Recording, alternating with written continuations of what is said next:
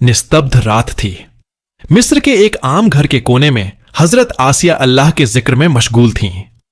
आसिया सिर्फ खूबसूरत ही नहीं थीं, बल्कि उस दौर की सबसे ज्यादा पर्दानशीन, सबसे नर्म दिल और सबसे ज्यादा हयादार औरत थीं।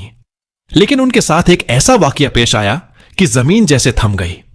दूर शाही महल में एक खौफनाक मंसूबा तैयार किया जा रहा था। मिस्र का बादशाह फिरौन अपने शाही दरबार में बैठा था। उसके पास वजीर हामान, बड़े बड़े नजूमी, लश्कर के सरदार और बहुत से दरबारी मौजूद थे।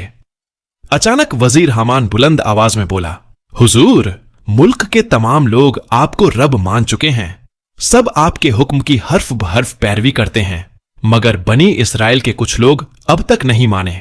और एक खानदान है जो हजरत यूसुफ अलैहिस्सलाम के दीन का पैरोकार है। वे आपसे नफरत करते हैं। वे कहते हैं, अल्लाह के सिवा किसी को रब नहीं मानेंगे। यह सुनकर फिरौन गुस्से से गरज उठा। किसकी इतनी बड़ी जुर्रत है? कौन है वो शख्स? हामान ने कहा, वो शख्स मुजाहिम है। फिरौन बोला, कल उसे पकड़कर लाया जाए। मैं उसे सिखाऊंगा कि इस दुनिया में रब कौन है। अगले दिन हामान अपने लश्कर के साथ रवाना हुआ। रास्ते में फिरौन का विशाल लश्कर देखकर आम लोग खौफजदा होकर अपने अपने घरों में छिप गए। हामान लश्कर लेकर मुजाहिम के घर के बाहर पहुंचा और बुलंद आवाज में पुकारने लगा। घर के अंदर से हजरत आसिया की वालिदा बाहर आईं और बोली, क्या बात है? आप लोग किस लिए आए हैं? उसी लम्हे हामान की नजर पाकीज़ा हुस्न वाली, नर्म खून वाली आसिया पर पड़ी। वह हैरान होकर एक तक उन्हें देखता रह गया।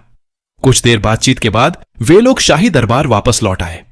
उस रात फिरौन अपने कमरे में फिक्रमंद बैठा था। हामान ने पूछा, जहांपना, आप किस सोच में हैं? फिरौन ने कहा, हामान, क्या तुमने गौर किया? मेरे पास इतनी बड़ी सल्तनत है, अजीम महल है, बेशुमार गुलाम और लौंडियां हैं। मेरे खजानों में सोना, चांदी, हीरे मोती, किसी चीज की कमी नहीं, मगर एक चीज की कमी है। हामान हैरान होकर बोला, जहां पनाह, आपको किस चीज की कमी हो सकती है? आप तो रब हैं। फिरौन ने आह भरते हुए कहा, कमी है हामान, मेरे तख्त के बराबर बैठने लायक, मेरे इस महल को मुकम्मल करने वाली कोई मल्लिका मुझे आज तक नहीं मिली। मैं अपनी दिल की मल्लिका नहीं ढूंढ सका। मैं ऐसी औरत चाहता हूं जिसे देखकर लगे कि इस दुनिया में उस जैसी कोई नहीं, जिसकी तरफ देखकर मुझे महसूस हो कि मैं वाकई खुदा हूं और वो मेरी देवी है। उसी लम्हे हामान को मुजाहिम की बेटी आसिया याद आ गई। वह मुस्कुराकर बोला, जहां पनाह, आज मैंने एक ऐसी लड़की देखी जिसे देखकर लगता है वो चांद से भी ज्यादा हुस्न वाली है। उसका हुस्न ऐसा है कि दुनिया का कोई भी शख्स उसके हुस्न की आग में झलकर दीवाना हो जाए। आप अगर उसे देखें तो महसूस होगा कि दुनिया के तमाम फूल उससे बढ़कर हुस्न नहीं रखते। उसका नाम आसिया है। वो मुजाहिम की बेटी है। कुदरत ने उसे अपने हाथों से मुकम्मल बनाया है। यह सुनकर फिरौन की आंखें लालच से चमक उठीं। वह ख्यालों में जैसे आसिया को देखने लगा। उसने कहा, बहुत खूब हामान, तुमने बिल्कुल वैसी ही औरत का जिक्र किया है जिसे मैं तलाश कर रहा था। मुझे वही चाहिए। फौरन निकाह की तैयारी करो।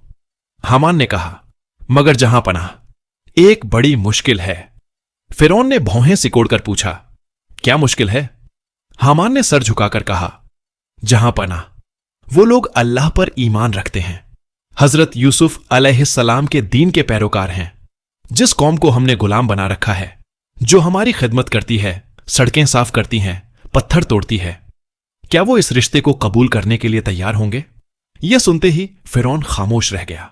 उसके घमंड को सख्त चोट लगी। वह गरज कर बोला, क्या कहा तुमने? वो राजी नहीं होंगे। मैं उसे हर हाल में चाहता हूं। जैसे भी हो उससे निकाह करूंगा। कल तुम लश्कर लेकर मुजाहिम के घर जाओ और कहो, उसकी किस्मत आज खुल गई है। खुद फिरौन उसकी बेटी से निकाह करना चाहता है। उसे कहो अपनी बेटी को तैयार रखे। चुनांचे अगले दिन हामान लश्कर के साथ मुजाहिम के घर की तरफ रवाना हुआ। मुजाहिम एक बेहद नेक और अल्लाह वाले इंसान थे। वे खुफिया तौर पर हजरत यूसुफ अलैहिस्सलाम के दीन की पैरवी करते थे। उनकी बीवी भी बेहद दीनदार थीं और उनकी इकलौती बेटी आसिया थी। आसिया गोया अंधेरे में एक टुकड़ा छांट थीं। उनका हुस्न जितना बेमिसाल था, उतना ही उनका दिल आसमान की तरह कुशादा था। वे सारा दिन घर के काम करती और दिल ही दिल में अल्लाह का जिक्र करती। मुजाहिम घर के अंदर बैठे थे। अंदर से आसिया की कुरान मजीद की तिलावत की मीठी आवाज गूंज रही थी। अचानक पूरा गांव जैसे कांप उठा, यूं लगा जैसे झलझला आ गया हो। मुजाहिम घबराकर खड़े हो गए। वे खौफजदा होकर अपनी बीवी से बोले, सुनो, यह कैसा शोर है? ऐसा लग रहा है जैसे हजारों घोड़े हमारे घर की तरफ दौड़े चले आ रहे हों। फिरौन के सिपाही इधर क्यों आ रहे हैं? क्या वे फिर हम पर कोई नया जुल्म करने आए हैं? उनकी बीवी खौफ से कांपने लगी। दोस्तों, आज की वीडियो में बस इतना ही। अगर आप इस वीडियो का अगला पार्ट देखना चाहते हैं तो इस वीडियो को लाइक जरूर करें, चैनल को सब्सक्राइब करें और कमेंट में पार्ट 2 लिख दें। मिलते हैं नेक्स्ट वीडियो में।